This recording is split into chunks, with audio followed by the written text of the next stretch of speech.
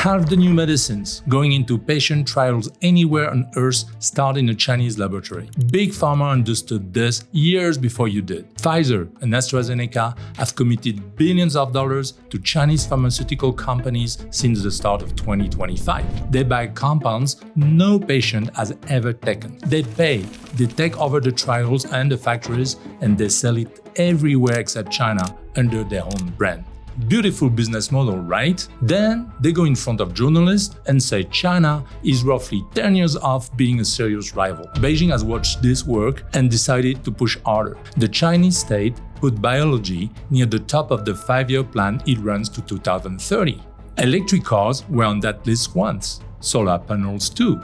You know how this ends up. So think about where that leaves you.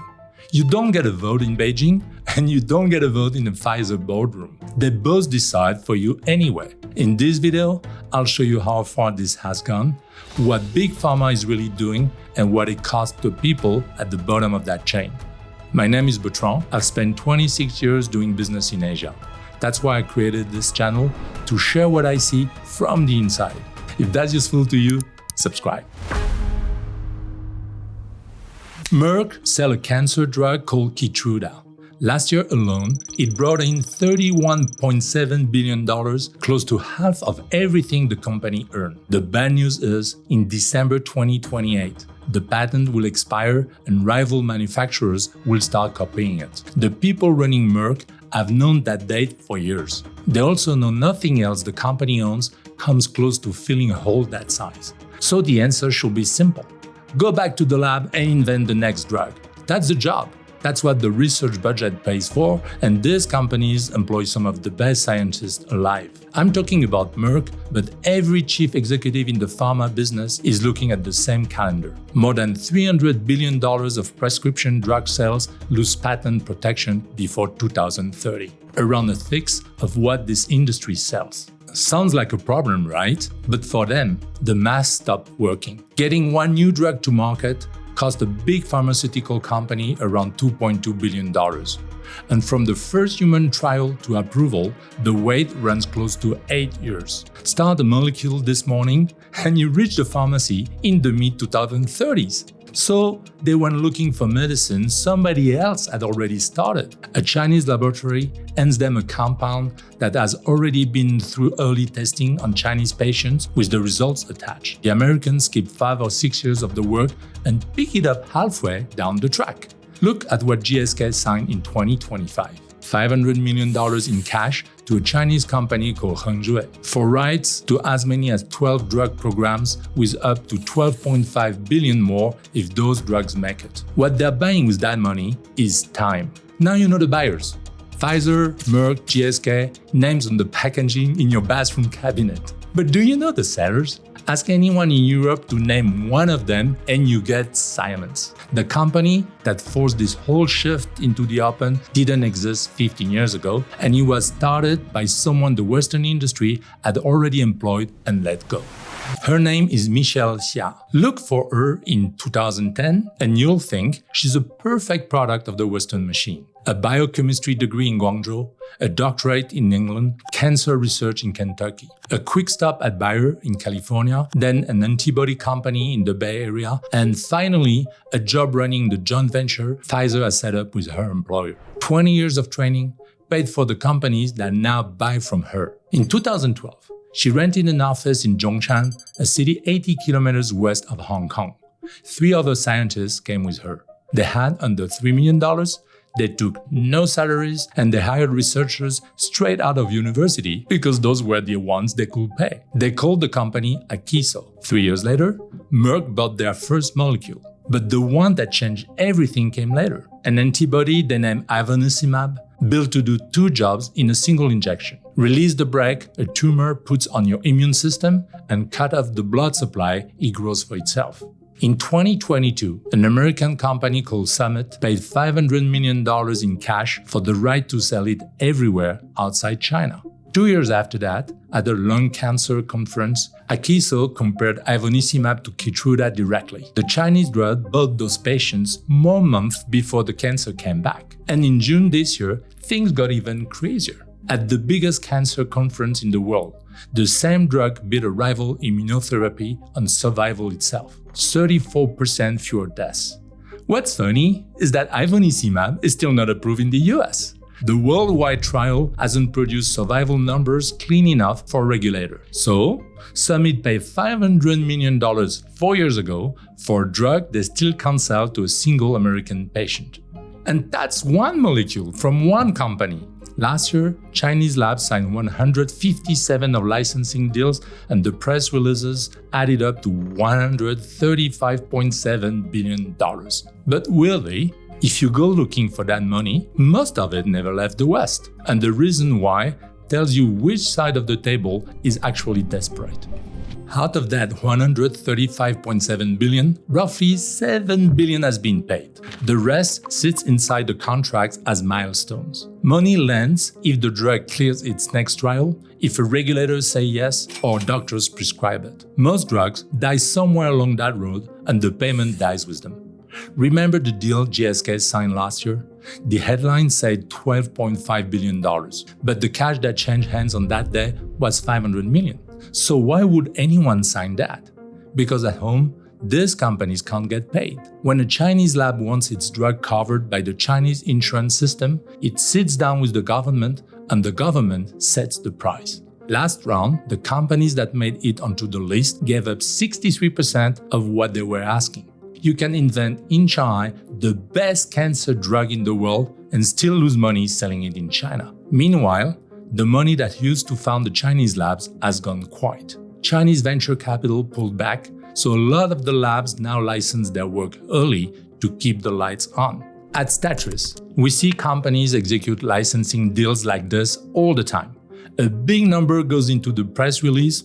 The number that reaches the bank account is often only a fraction of it, because the rest depends on milestones that may take years to achieve. For many founders, the cash they receive today is key and matters far more than the headline value of the deal. So look at the table again. On one side, a Chinese scientist with a molecule nobody at home will pay for. On the other, an American executive with a patent expiring in 2028 and shareholders who already know that date. Neither of them is negotiating from strength. That's why this market moves so fast. 3 years ago, the average upfront payment for one of those licenses was $52 million. In 2026, it's $172 million. Every year, the Chinese side asks for more, and every year, the Americans pay it. You might say, fine, the West still owns the patents, still takes the margin, and the science just happens somewhere cheaper. Well, it doesn't work like that. Europe found that out 20 years ago on the cheapest molecule this industry makes. And it has been paying whatever it is asked ever since. Paracetamol is the most common medicine in Europe. The chemical inside the tablet, the part that does the work, stopped being made in Europe in 2008. The last plant stood in France and shut down because nobody could produce that powder at a price that beat Asia. No government signed off on that. A few hundred purchasing managers made the same choice over 20 years, and every one of them was right on the day they made it. Europe used to produce over 80% of the world's active pharmaceutical ingredients by value. Today, it makes around 30%, China 35%. And it's getting worse year after year. France did try to do something about it. They decided to bring paracetamol home. There is just one little problem. Making that powder in France costs 60% more than buying it from Asia. That gap is why up to 80% of the active ingredients used in European medicines come from China or India. But hey, at least France is fighting for it. In Boston, nobody is fighting anything. A group of investors look at the same dependency and turn it into a business model. Here's how the trade works now. You raise money in the United States. You fly to Shanghai and license a molecule that has already cleared its early testing over there. You register a company in Delaware, you hire 15 people, and you tell investors you're biotech. You didn't discover anything. You bought a finished piece of science and wrapped an American company around it. That model is winning the money. In the first half of this year, 2/3 of American biotech funding rounds went to companies that already had a drug in human testing. Now, a growing share of the new ones were built around molecules bought from China, which leaves the nice American scientist with an original idea and nobody funding him. He needs 8 years and a couple of billions to reach the same point a Shanghai lab can hand over much quicker. 219 biotech companies in the US have shut down in 4 years. Washington has noticed some of that. In December 2025, Congress passed a law called the Biosecure Act aimed at cutting American public money away from Chinese biotech firms. Read what it covers. It restricts federal contracts and grants involving certain Chinese service providers. It says nothing about an American company licensing a Chinese molecule. They bolted down the back door and left the front one open. Since that law passed, the deals have got bigger. Now, I want you to understand something. Go back to that drug from Zhongshan for a second. It still isn't approved in the United States. In China, more than 40,000 patients have already been treated with it. The discovery happens over there, so patients over there get it first. And the Western regulator waits for trials run on Western bodies before it says yes. The Chinese government negotiates the price down by 58 to 80%. But that same molecule, licensed to an American company, lands at whatever that company decides to charge. A cell therapy that runs up to $475,000 for an American patient can cost as little as $140,000 in China. Same science, you just wait longer to access it in the West and you pay triple. All of that is acceptable while China still needs Western money. But Beijing is fixing that need and it published the plan. Out of every technology the Chinese state named a priority, biology is the only one it filed twice, as a core technology and as a future industry. Science turned into production, and production is the part nobody can license away from you. So the state money goes into bioreactors, pilot plants, and the factories sitting under the laboratories. More than 20 provinces have put their own budgets and their own parks on top of that. Then there's the half nobody outside the industry watches.